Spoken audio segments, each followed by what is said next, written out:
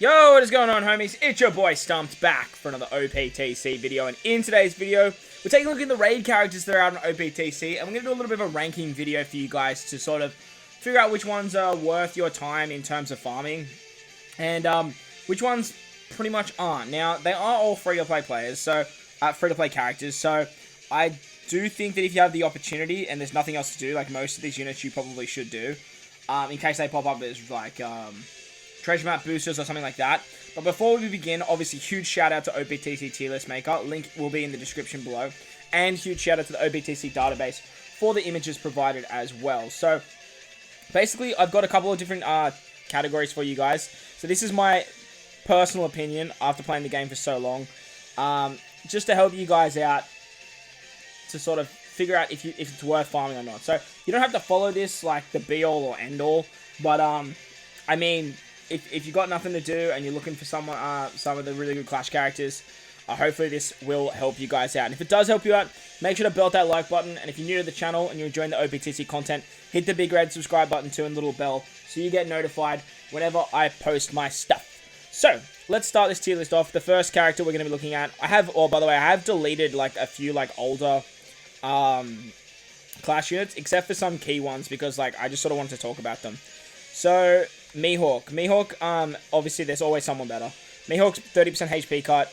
He doesn't do too much else, but I mean, he's OG. He's really good for Rumble too, though, actually. So he's like not worth your time. Like he's not worth your time.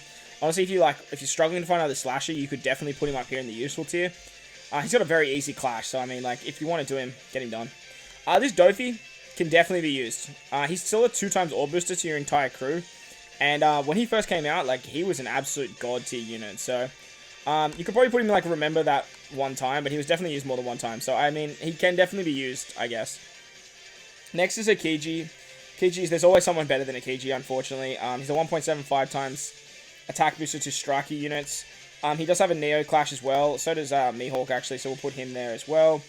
And I think Dofi. Doesn't Dofi have one as well? Yeah, Dofi has a Neo Clash as well, so we'll put him there as well. So, 2 Dofis can definitely be used. The 2 Akijis can definitely be used. There's always going to be someone better. Especially because strikers sort of have fallen off quite a lot.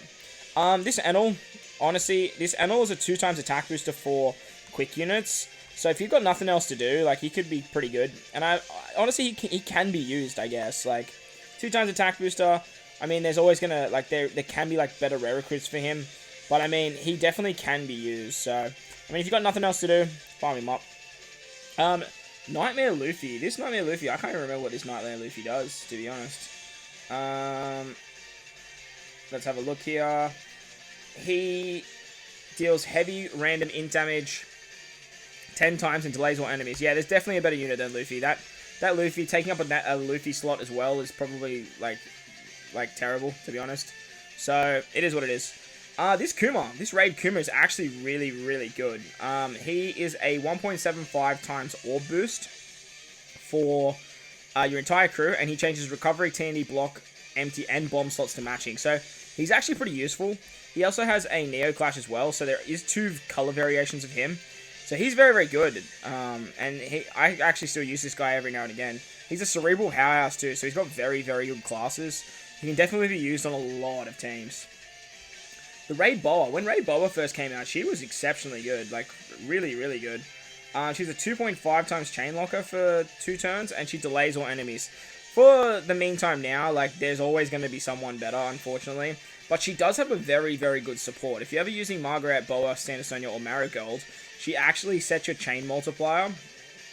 Or if you are inflicted with decreased chain multiplier growth, she's going to set the chain multiplier at 2.75. So what you can actually do is if you get the sort of like decreased like chain multiplier, she's going to proc, and she's going to come in and give you a 2.5 times chain lock. So she can be used, I guess, but I feel like I would only do her if there's like nothing else to do. And at the moment on OPTC, like there's a lot of stuff to do. So I definitely wouldn't put her higher up in the tier list, as there is a lot of other units that I would put more focus on. Next is Pika. I'm pretty sure Pika is pretty doo-doo, to be honest. He changes empty orbs or unfavorables to own types, and he reduces HP by 20%. There's always someone better than Pika, unfortunately. It sort of just is what it is there. Kazaru. I used to run this Kazaru a lot, especially on Lucci teams.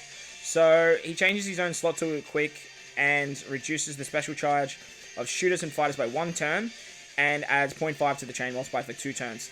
He's on an 11 turn cooldown on his max, but the main reason you want to use him is for his stage 1. He's just basically a special charge reducer for 1 turn, and that can be really, really useful, especially when you're speed farming content. So, I mean, I guess you can use him. Like, he's not bad. He also has a Neo Clash as well, so there is 2 variations of him. So if you do need that sort of extra color affinity, I guess you could always run the other one as well. This Sabo was an absolute god when he first came out. I remember when I first started playing the game, this Sabo was like the go-to for forests, like the absolute go-to. He adds 55 times his attack in non-type damage on top of tap time bonuses. So he just like gives extra damage. I think it's something like an extra mil over the 2 turns. So back in the day, he was really useful. But nowadays, there's just always someone better. Like 55 times his attack is just not that high, and he provides nothing else. So, I mean, it is what it is. He's a Sabo, so I mean, if you've got nothing else to do, like, he could be useful. And he's a Dex Sabo, so like, I don't know. I feel like he just needs a little bit more respect. We'll put him in nothing else to do, just because he needs a little bit more respect there. This Shiki's a really interesting one, right? He deals major non-type damage to all enemies, turns driven characters block G and bomb orbs into matching, and then boosts their attack by 1.75. Unfortunately for him, drivens have kind of never been good, unfortunately. But he does have a very, very good support where if you attach him to a driven character, he boosts driven character's attack by 1.3 times. Now, the big upside to this guy is actually using him on like Bullet or something like that. And I do remember that one time where I actually used him on Bullet because you couldn't use an attack buff. So I'm going to put him up here and remember that one time. If Driven was better, he would definitely be useful. But for the meantime, I'm just going to put him in the remember that one time tier. Next is Tessero. So we're going through the movie units now. Tessero is a Psi unit, and from memory, he just deals heavy damage. Yeah, he deals heavy Psi damage to all enemies, and changes all slot if Psi is, but yeah, he's just, is honestly, like, he shouldn't even be on this tier list. I should just honestly remove him. Like, there's always someone better. You're never really going to use this Tessero. The only upside to him is his name's Tessero, so, like, that's really about it. So, next we have a Kainu. A Kainu has 2 variations. He has a strength variation and a int variation. He's basically a 1.75 times color affinity for that color. So, for the red one, he's a color affinity boost. Unfortunately, for the red one, like, there's always someone. There's always going to be someone that's better. He's really nothing else to say there. 1.75 times color affinity just to one color is really not that effective. Same with the int one, to be honest, too. If it was double, like, it'd be way better. But unfortunately, like, it's just that he greatly increases it.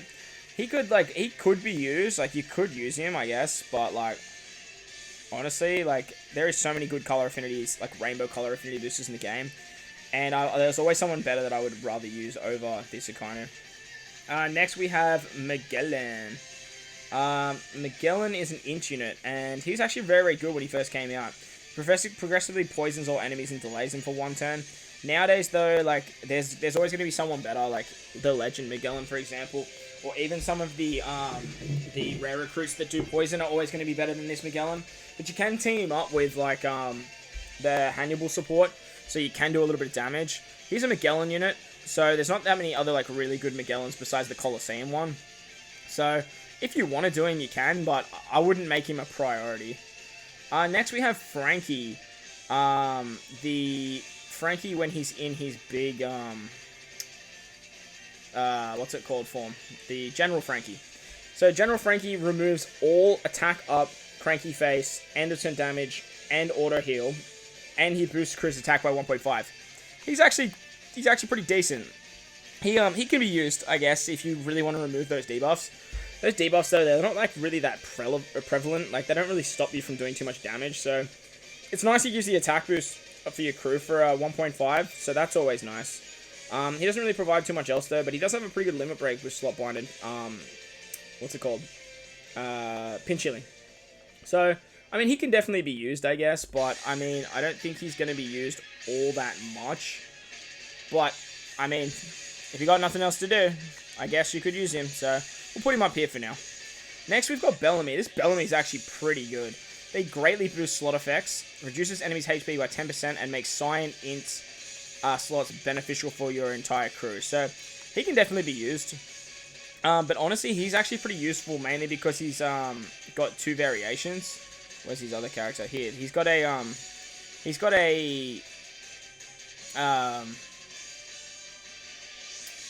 strength variation, and I'm pretty sure he's got a very good support off the top of my head. If he doesn't have the support I'm thinking of, he's definitely going to go down. Yeah, okay, no, he doesn't. So he can be used, I guess. He's only a 1.75 times orb boost, and the strength one, like, he does have some orb manipulation as well. But at the end of the day, like, he's just a 1.75 times orb boost. If you want to bring him, you can, but I feel like just bringing this Dofi is just going to be way better. Unless for some reason you need that color, like, what's it called? The orb manipulation that he provides. I guess that's going to be good, but I hate moving stuff around the sewers. But, I mean, he can be used, I guess, but he's not essential. This Fuji. I remember when this Fuji came out, he was absolutely god tier.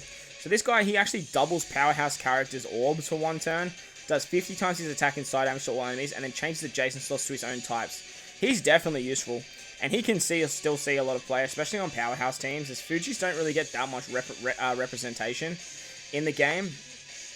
But he can definitely be used. And if you are running Powerhouse teams and you don't have a better sort of option, this guy is definitely going to be one of your go-tos, especially when you need an orb boost. So this Pika is basically the same as the side Pika, so we're going to put him there. And then we have Virgo. So Virgo greatly boosts characters, striker characters, slot effects, and then halves damage for one turn. So if you got nothing else to do this Virgo, mainly because Virgo literally doesn't have any characters in the game. But the main upside to this Virgo is he greatly boosted the supported character's slot effect when that character uses his special. So, I mean, I guess that can be used as a, like, way to get around an interrupt, or just give yourself a little bit of extra damage on a character that's a utility special. That's probably the biggest reason I would actually farm this guy. But other than that, like, I really wouldn't sort of make him my priority. Alright, this Sabo is the same as this one. I keep forgetting all these characters have Neo Clashes, so, like, I should have either removed them or sort of spoke about them at the time, but I think that's all the characters that have Neo Clashes. Oh no, we've got this Enel too. This Enel has a Neo Clash, so that's another one that needs to just sort of slot in there. And as for the rest of them, I think we are... Oh, no, we've got this Boa. This Boa is another Neo Clash. And, yeah, I think we'll go from there. Sweet. Alright, so now on to Sanji. This Sanji was an absolute weapon when he first came out. He's very similar to the Fuji, as he's a 2 times attack booster for Powerhouse characters. So, he's definitely useful, especially if you are a fresh player that is running a Powerhouse team. So, there's a lot of very, very good Powerhouse leads, like V1 Snake Man, you can use as a Powerhouse lead. There's like V2 Katakuri. This is a lot of very good Powerhouse options. So, Powerhouse have a lot of very good characters, and if you're looking for an attack booster for that team, he could definitely be your go-to option for a free-to-play player. Next, we have Caesar Clown. Caesar Clown boosts cerebral and driven slot effects by 2 turns and poisons all enemies. He's just an orb booster, but he does have the name Caesar. So if you got nothing else to do, I'd probably farm him up. He does have the ability to poison, so you can get a conditional on top of that. So, unfortunately, just for driven and cerebrals, he's orb boost. So if you got nothing else to do, I mean, go for it. But he doesn't really see that much play. Again, the big upside to using him is probably just like proccing that conditional. Barto. This Barto is actually like incredibly good. Honestly, I would chuck Barto in finish them now. Like, straight up, this guy's ridiculously handy, as he massively reduces the portion of damage dealt over 3,000 for 2 turns, and then he heals 50% of your maximum HP, reduces resilience, end of turn damage, attack up, and the cranky face by 5 turns. So he's really good, like really good. And from like pieces of content where you're about to take a death hit or something like that, he is definitely a massive go-to unit, as Bartos have just always been that crazy sort of tanking unit. Next we have Rayleigh, young Rayleigh. Now this Rayleigh is actually really good. When his Clash first came out, it was really, really hard. He's a 1.75 times attack boost to your entire crew and randomly changes slots unless they are matching. But the big upside to this guy is he has a crewmate ability that when another character uses a special, he gets 3 turns of special charge reduction. So you can pop his special off like quite frequently. Plus he's a Rayleigh unit, so like he's just really, really good. And strength being very, very strong. He's a cerebral slasher. Not much else to say about this guy. Any like rainbow attack booster is always exceptionally strong. As you can sort of just slot them on any rainbow team and they just work really, really well. Senor Pink. So this Senor Pink is very, very bad. He reduces chain growth rate and lock by 3 turns, and if the captain is free spirit, he boosts damage to delayed enemies by 1.75. So there's always going to be someone better doing that conditional booster for you. If he like self-procced his own condition, that would be great. Speaking of that, we're actually going to talk about the next unit here, Lucci, who actually does. So this Lucci deals 100 times his attack in damage to one enemy, and when the special is launched, he will delay all enemies by 1. If there is only one enemy when the special is launched, he'll delay enemies by 1 turn and then boost damage against delayed enemies for 1 turn as well. But in saying that, like, delay mechanics aren't overly that prevalent, and if you can't get him off, he's like not really that useful. But I do remember that one time that I did use him, and he did let me output a lot more damage. Oh my god. He did let me output a lot more damage. So I'm going to stick him up here because he's definitely better than can be used. Because when the conditions are right, he's actually really, really good.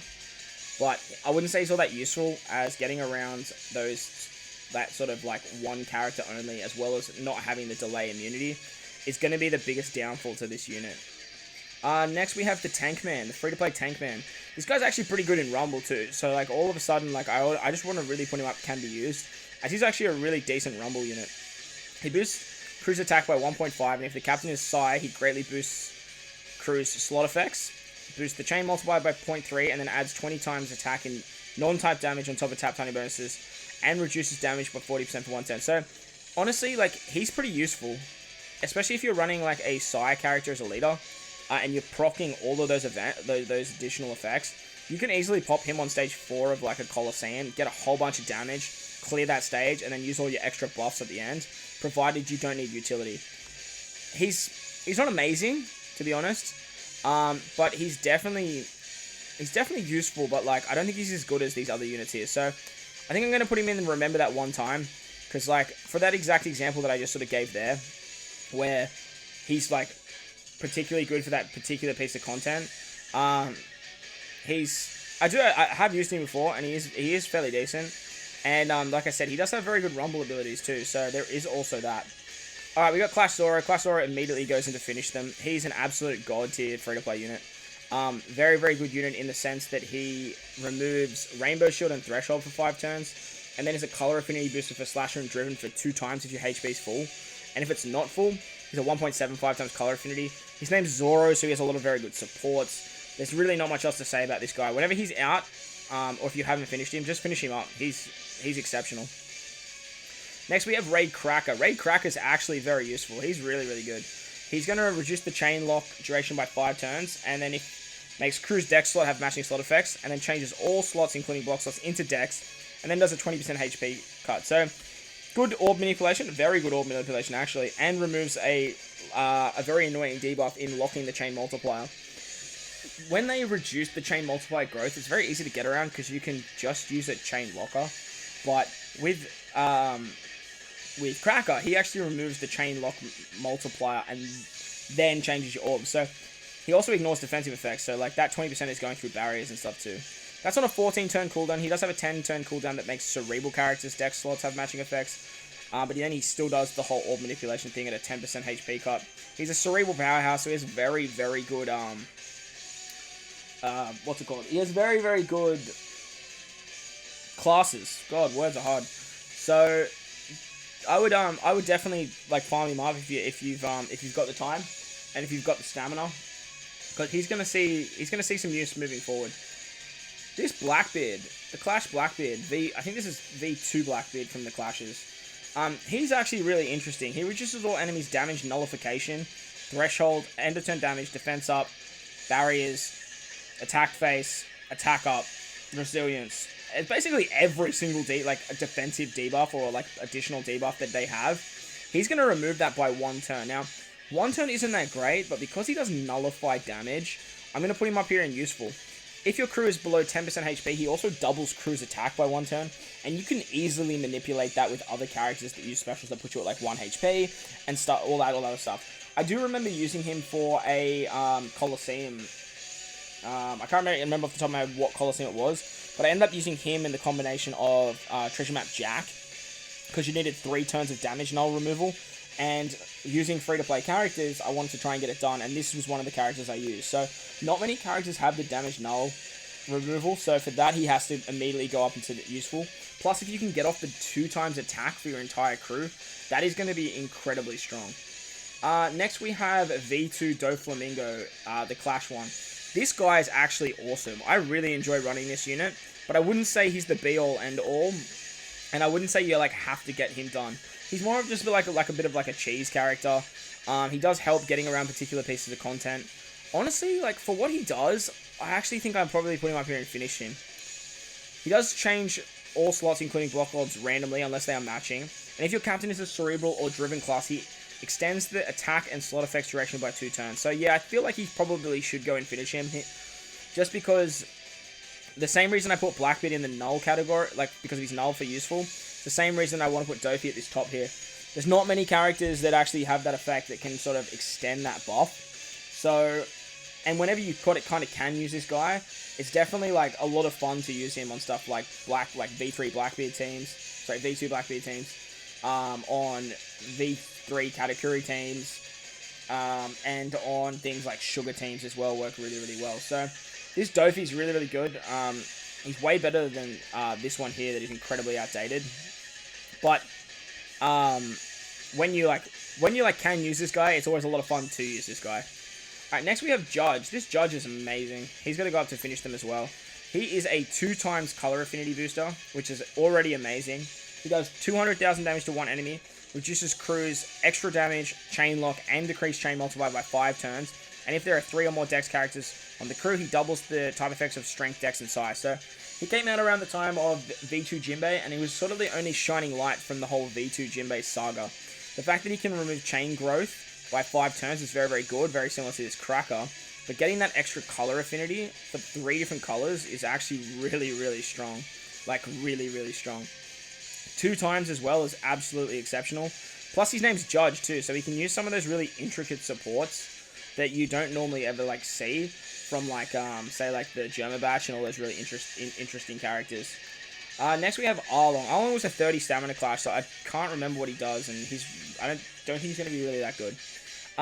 He deals heavy strength strength damage to one enemy, reduces all enemies' resilience and defense up, which is pretty good, changes block slots to characters' own types, and greatly boosts characters' slot effects for 3 turns. Slashes. That's really not that bad. Why did I think this guy was so bad? I'm going to put him up here and then remember that one time. Oh, honestly, like, he's pretty useful. Like, he's got a lot going for him, to be honest, but I don't know if he's, like, on the same level as these other units. I'm going to put him up in that remember that one time, as he does have resilience and defense up removal. Fortunately, it's only 3 turns, but that block manipulation, as well as giving, like, slot buffs, is really, really good. Especially if you have that one time where you need, like, you have block slots and you want to get a slashes or boost. This Arlon could definitely see play. In saying that, though, I don't really use him that much, but I definitely feel like he deserves a little bit more respect than what I originally gave him. The next unit we have is Clash Ace. Clash Ace is definitely a finish them kind of unit. Oh man, can you please just go to the front? That would be lovely, Ace. Ace, just go to the front. Thank you. He deals heavy strength damage to one enemy, changes block slots to character's own type, and if the HP is 30% or below, he's then going to boost the Free Spirit Fighter and Powerhouse character slot effects by 2.25 for 1 turn, 2 times otherwise. So immediately you have a 2 times orb booster for those 3 particular classes that are all very, very good. And if you're below 30% HP, he's going to be a 2.25, which is absurd for a free play unit. It's very easy to manipulate your HP to get below 30%, but at the same time, like, working around those low thresholds can be a bit of a pain in the ass. So the next unit we have here is Frankie, the, or what's he called? Oh man, he's like all the Straw Hats. I have to think about that one, so we'll come back to that one because I just can't remember his name off the top of my head. But we'll definitely come back to that one. So on to the next unit, we have Clash Big Mom. Now, immediately with Clash Big Mom, I'm actually going to chuck her up here and finish them. Mainly because she's so goddamn good for speed farming teams, especially on Jack teams, or any team that you're just like running turtles and stuff like that, or where you like just like proc her special twice. She has 2 very good limit breaks. The first one being special charge reduction, where she starts with her special at max, and then she has she reduces her special charge by 4 turns at the start of the quest, and then she has double special activation. So once you max this girl out, you can start with her special, and then she cuts your HP by 50%, deals 100 times the HP lost in non-type damage to one enemy, and because of that, you can just do so much damage to everyone. Very, very good for turtle farming. I really should probably put her on my turtle team, to be honest. Now that I'm really thinking about it, she's exceptional, like very, very good. And I would definitely finish her up as soon as you can. Next we have Beige.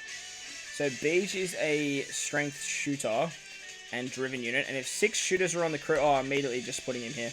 If 6 shooters are on the crew, double shooter character's attack for 1 turn, and if HP is 50% or below, heals 51% of crew's maximum HP. So he's a full healer, and he doubles shooter character's attack. That's actually really good, but shooters suck. So like, yeah, I feel like he has to go in nothing else to do, because like there's not much other characters that are better than that for shooters. But the fact you need 6 shooters is just like, well, if you got nothing else to do and you like shooters, man, like, go for gold, I guess. Next we have Magellan and Hannibal. Now this guy is actually really, really good, as he's a 2x color affinity if your captain is int or quick. Oh my god, why does this happen all the time? Thank you. So what they do is they poison all enemies, changes slots to quick and int, and becomes Magellan and Hannibal for 2 turns. And if the captain is a quick or int type, boost the type effects of quick and int by 2 times. So they're exceptionally strong. If you use their switch ability, you're going to reduce all poison by 5 turns and change character slot to own type. They have barrier pen and pinch healing, so they're just a really, really good unit. Honestly, I'm just going to probably put them in useful. Honestly, nah, finish them up. Finish them up, because in Kazuna, these guys are actually really, really strong. 2x color affinity boost doesn't really come around that often, especially on a free-to-play unit. So I'd highly suggest, yeah, finishing them, especially for stuff like Kazuna. Next, we have Sengoku and Garp. Sengoku and Garp are actually going to go in the useful tier. Unfortunately, these guys lack is the fact that they just boost fighters. So their special reduces all beneficial effects placed on your crew, which can be very, very handy. If you get like a buff, like a 1.1 times attack buff or 1.1 times all buff, these guys can be a go-to unit to remove that. They reduce despair by 2 turns, which is kind of eh, and then greatly boost fighters' characters' attack and slot effects by for 1 turn, and becomes Admiral Sengoku and Garp for 3 turns. If they attack last out of all characters, they give themselves a base 200 attack, which is really, really strong. Puts them over 2000 attack with Cotton Candy. And their switch effect boosts fighter characters' attack by 1.2 times for 1 turn and changes characters' own slot to own type. So they were really, really good around the time of V2 Sanji. When V2 Sanji was out and like you were just doing so much damage with V2 Sanji, these guys were awesome because you could use their switch ability just to get a 1.2 times attack boost every single turn and just destroy content really, really fast. Alright, next we have Leo. So this guy was a special clash that came out around the Dress Roaster event, and he's actually pretty decent. He reduces bind and extra damage to you by 4 turns and reduces all enemies' defense up by 4 turns. When he comes out back, I would definitely like farm him up, as he can be useful. I'm going to chuck him in the Remember That One Time tier, because remember that one time when you could actually farm him? That's basically the big reason why I want to put him here. But because he's doing like bind and defense up, he's not really providing like 2 of like the defects that sort of work in tandem. I'm going to chuck him in the Remember That One Time, because I do remember that one time when we did use him, and I do remember that one time where he was very, very good. Alright, so the next couple of units actually came out around the time of the Stampede batch, and all of these guys, I don't think really come back since, so they aren't terrible, and purely for the same reason I just did with Leo, I'm actually going to chuck them in that Remember That One Time tier, mainly because you remember that one time when you could actually farm these characters, as they aren't available all the time. But there are 6 of them, and they were all free. They all were free rainbows, so like definitely when you get them, definitely farm them up because like they don't come around very often. They were just so we're gonna talk about the kid and the killer. So what the kid and killer does bind duration by 4 turns, and then boost strikers and slashers attack by 1.75. Can definitely see some play, especially for a free rainbow. And they actually have 3 abilities. So that's what makes them really, really nice. They've actually got 3 potential abilities. So with Kid and Killer, they've got the Dex and Quick damage reduction. And then they've got critical hit. The next unit we'll talk about is the Beige and the Apu. They reduce Despair duration by 4 times. And then boost the slot effects of Free Spirit and Shooters by 1.75 for 1 turn. Again, they've got the 3 abilities, and one of them is Barrier Pen, which is really, really nice. All these guys work as really, really good stat boosters for units as well, if you are looking for like free-to-play options that are like just give like decent stats. But, I mean, they're not exceptionally great units. Next, we have Basil and Bonnie. They reduce Paralysis and Chain Multiplier growth by 3 turns, and then changes type slots to TND and Recovery. So that can actually work in your favor to get a Orb Manipulation and Paralysis removal. I do remember I actually used Bonnie and Hawkins on one of my free-to-play teams to clear, I think, one of the GARPS challenges. So there's also that. Warple and Foxy, they delay all enemies by 1 turn and then drastically reduce all enemies' defense by 1 turn. Again, like, that's not a very, very good unit. This guy here is actually probably the worst of the batch. So I probably just chuck them down the bottom here I guess you can use them if you really want to or if you really need to do. But I would put them in nothing else to do. But, like, I mean, if you're farming all these guys, I would definitely farm them up. Next, we've got Eurog and... what's his name? Eurog and the Mad Monk. No, that is the Mad Monk. Eurog and X-Drake. Let's just go Drake. Eurog and X-Drake. They deal 50 times character's attack that ignores all defensive effects, and then boosts the type effects of Fighter and Powerhouse by 1.75. So they're okay. Like, they're nothing too flash. They have Enrage, which is pretty cool. But again, like, just remember that one time where all these units were out, and remember that one time where you could actually farm them. Yeah, that was a good time. Finally, we've got Bardo and Cavendish. Bardo and Cavendish reduce all damage taken by 90% and then doubles their own attack for 1 turn. So they can definitely be used. That 90% damage reduction for free-to-play is actually very, very nice. And they're probably like the big one that I would farm up first. Alright, next we have Rob Lucci. This Rob Lucci that came out with these Stampede units is absolutely amazing. He deals 100,000 damage to all enemies. He changes all slots, including block slots, to Strength, Quick, and Int, which is exceptional. And then he has 2 different effects. If you have 4 Strength characters on the crew, he's going to double the type effects of normal attacks for 1 turn. That's Rainbow, by the way. There's a Rainbow color affinity. And if 3 or more Quick or Int characters are on the crew, he's going to reduce the crew's bind duration by 5 turns and reduces all damage reduction for 5 turns. So he's got some very nice utility depending on what you need. But the big reason you bring this guy is that orb manipulation, getting around block orbs. The color affinity is great on like a mono red team as well. But the big reason this guy came out and why he was so good is because he was actually built for Bullet. And getting that orb manipulation for Bullet, making all 3 of those colors matching with a Bullet leader, just worked so damn well that this guy is still very, very good on a lot of free-to-play teams and on a lot of Bullet teams still. The next unit is this Sabo. This Sabo is definitely going to have to finish them. And if you haven't finished him, definitely get on top of that, especially when he comes back in the next couple of days, as he's an absolute god for the 0 stamina event that's floating around on Global at the moment. He reduces attack down and burn duration by 5 turns. So 2 very obscure debuffs that not many other units remove. He's going to remove 5 turns of them, which is exceptional.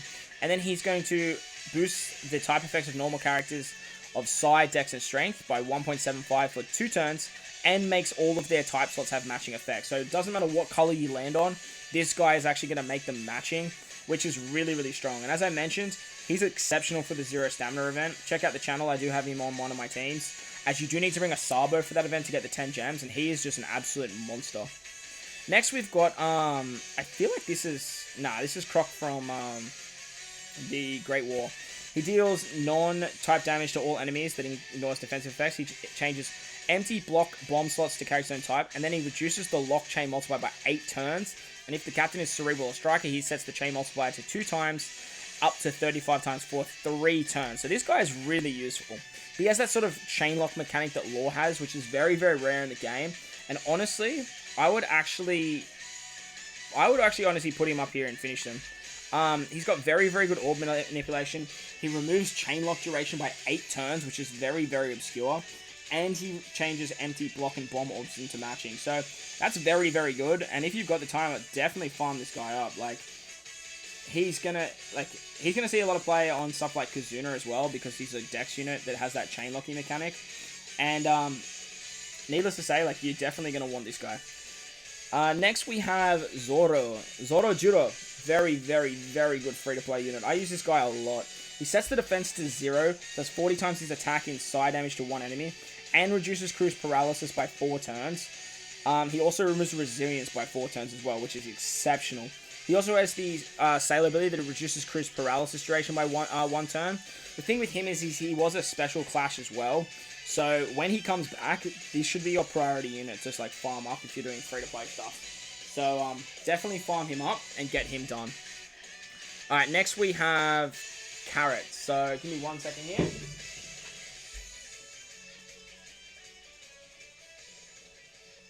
Alright, apologies about that.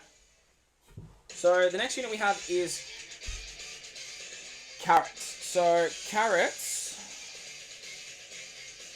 is really good actually. Carrot's a really good unit. She's going to remove all enemies' defense up, duration by 3 turns, and she removes crew's extra damage by 3 turns as well. So that's really strong. She then is going to boost int and quick characters' attack by 1.75, and then boost their attack by 2.25 in the same turn if electrical charge drive was used. The thing about this Carrot is she actually has a crewmate ability that she gets 3 turns of special charge time if another int or quick unit uses a special. So I would definitely finish her up.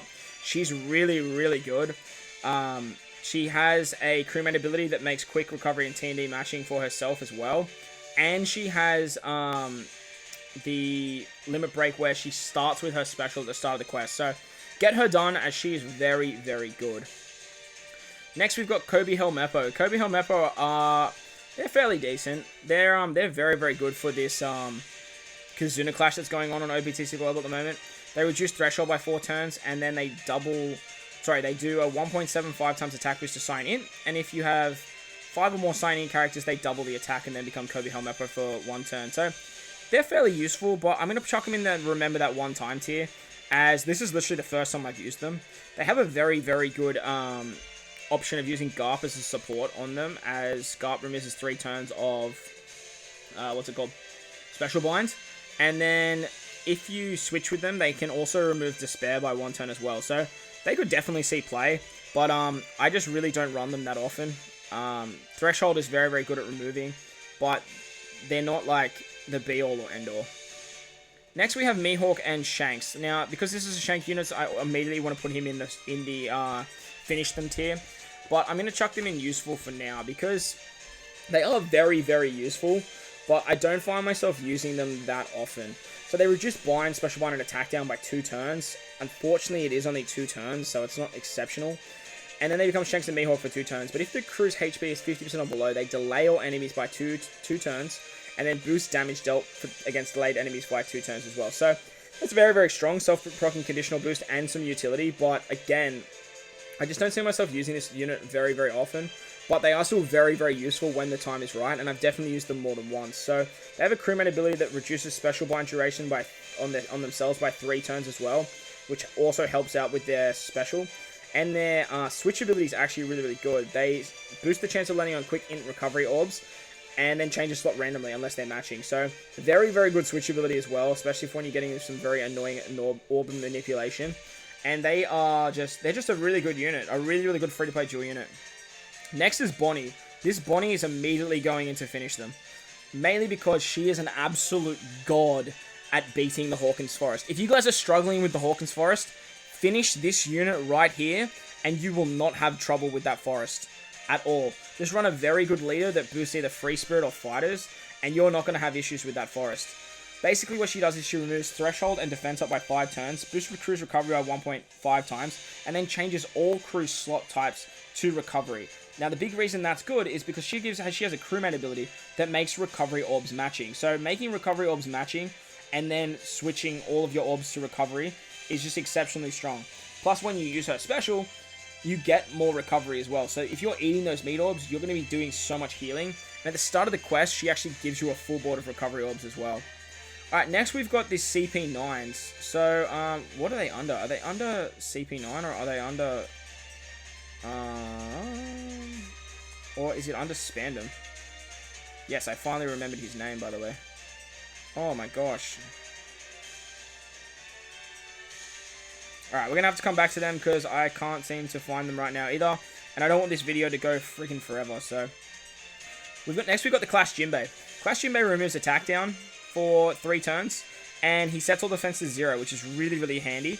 And then he also doubles the type effects of strength characters for 1 turn.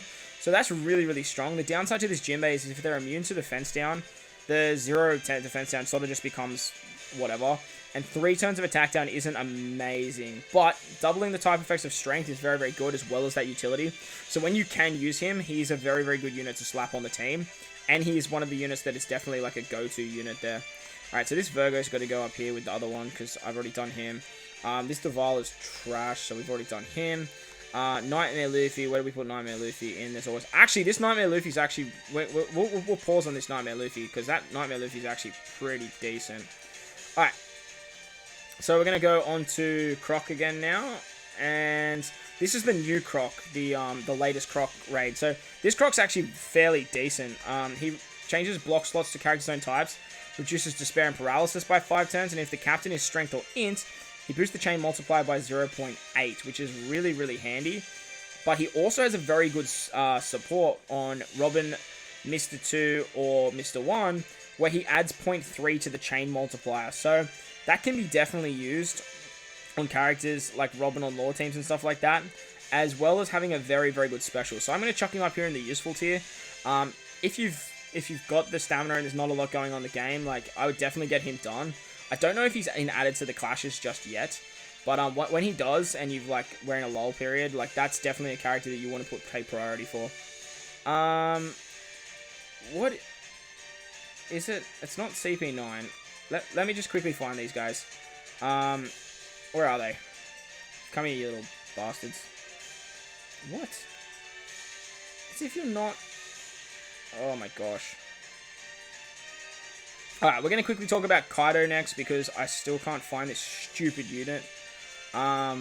This Kaido has a ambush, as well as his basic form. So, this Kaido reduces all enemies' HP by 20%, depending on how many enemies there are, up to 40%.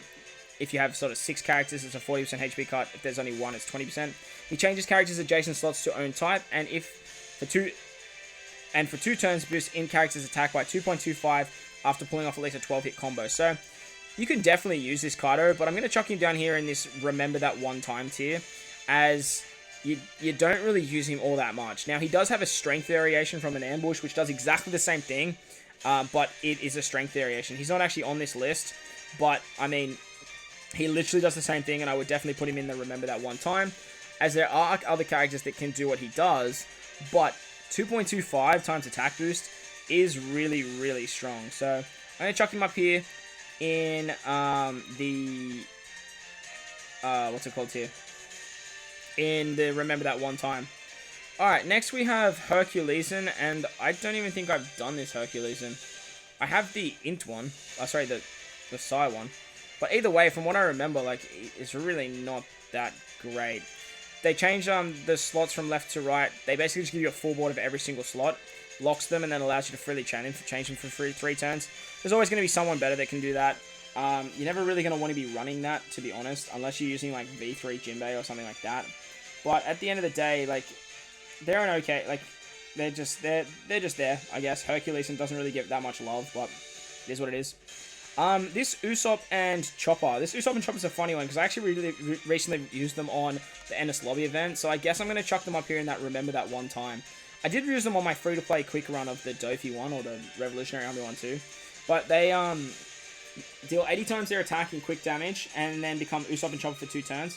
If there are delayed enemies, heals 20% of the crew's maximum HP, greatly boost the attack and slot effects for 2 turns. And if there isn't a delay, they're going to delay all enemies for 1 turn and boost attack and slot effects for 1 turn. So they can be very, very good, being an attack and orb booster if there is a delay. Their switch ability is a heal as well, which is kind of cool. As well as giving a 0.3 boost to the chain multiplier as well. So I remember that one time where I did use them in that Eniso Lobby event, and they definitely can be used, but I don't know, you just kind of never do, I guess, is the best way to put it.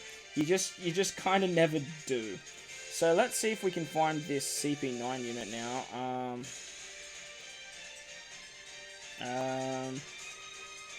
Where are you? I vaguely remember what this unit does, but oh my god, do I actually not have them favored? Is that the problem? There they are. What are they called? No, that's not them. Cypher. Oh, stupid Cypher. Really, you have to type in Cypher. Alright, so this guy also has a Neo Clash as a quick variation.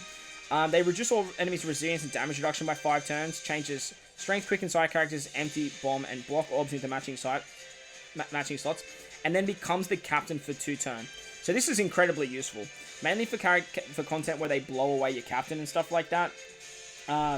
This guy is very, very handy. So when he becomes captain in the quest, he boosts attack by 3.5 times and approximately boosts his own by 4.25.